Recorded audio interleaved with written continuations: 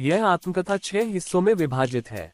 पहले हिस्से में डॉक्टर अंबेडकर ने अपने बचपन की एक यात्रा का वर्णन किया, कैसे ये यात्रा अपमान की भयावह यात्रा बन गई थी।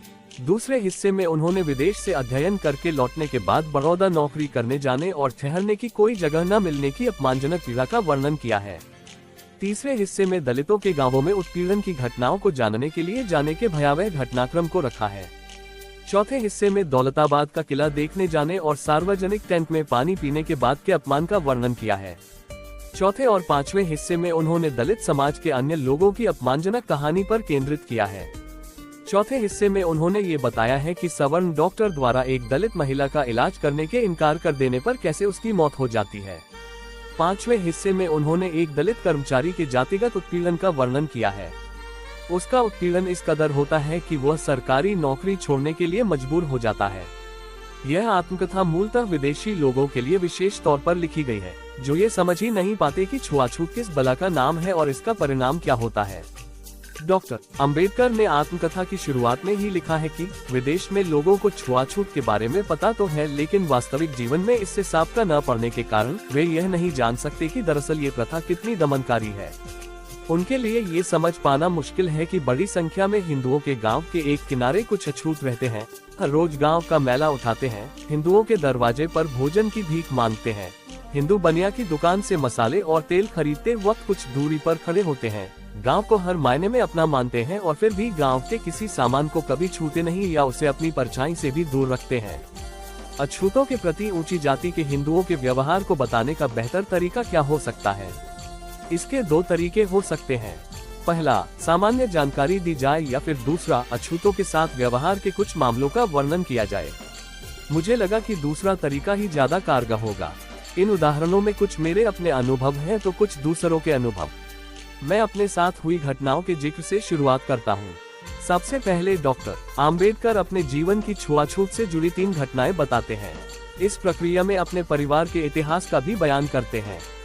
पहली घटना वह 1901 की बताते हैं, जब उनकी उम्र करीब 10 वर्ष की थी, जब वे अपने भाई और बहन के बेटे के साथ सतारा से अपने पिता से मिलने कोरेगांव की यात्रा पर जाते हैं।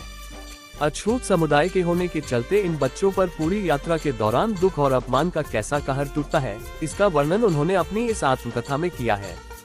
इसे उन्होंने बचपन में दुर्स्वप्न बनी कोरेगांव की यात्रा शीर्षक दिया है। दूसरी घटना को उन्होंने पश्चिम से लौटकर आने के बाद बड़ौदा में रहने की जगह नहीं मिली शीर्षक दिया है।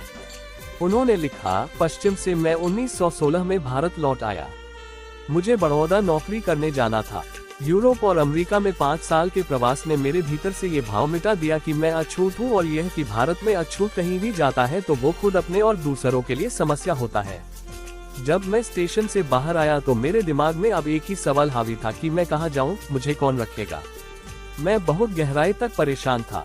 हिंदू होटल जिन्हें विशिष्ट कहा जाता था को मैं पहले से ही जानता था, वे मुझे नहीं रखेंगे। वहाँ रहने का एकमात्र तरीका था कि मैं झूठ बोलूं, लेकिन मैं इसके लिए तैयार नहीं था। फिर उन्हें किन किन अपमानों का सामना करना पड़ा और कैसे उनकी जान जाते जाते बची, इसका विस्तार से वर्णन किया है। तीसरी घटना का वर्णन उन्होंने 40 गांव में आत्मसम्मान, गवारपन और गंभीर दुर्घटना शीर्षक से किया है। वे लिखते हैं कि ये बात 1929 की है। बम्बई सरकार ने दलितों के मुद्दों की जांच के लिए एक कमेटी गठित की। मैं उस कमेटी का एक सदस्य मनोनीत हुआ। इस कमेटी को हर तालुके में जाकर अत्याचार, अन्याय और अपराध की जांच करनी थी, इसलिए कमेटी को बांट दिया गया।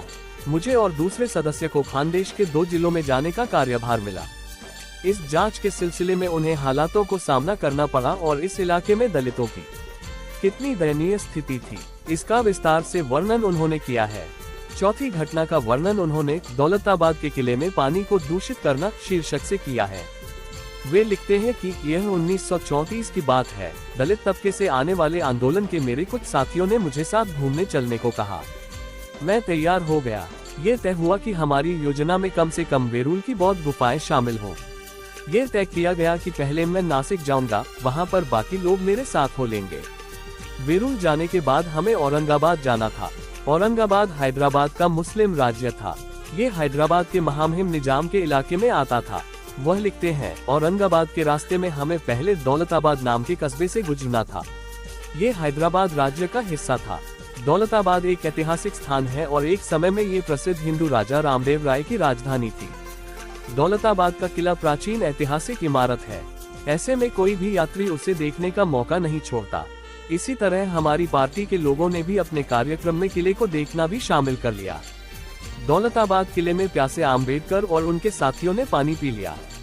इसका क्या हश्र हुआ और कैसे जान जाने की नौबत आ गई, इस घटना का भी विस्तार से वर्णन किया है। छठी और सातवीं घटना अन्य दलित स्त्री पुरुष से जुड़ी हुई है, जिनके शीर्षक इस प्रकार हैं। डॉक्टर ने समुचित इलाज से मना किया, जिससे युवा स्त्री की मौत हो गई, और गाली गलौज और धमकियों के बाद युवा क्लर्क को नौकरी छोड़नी पड़ी।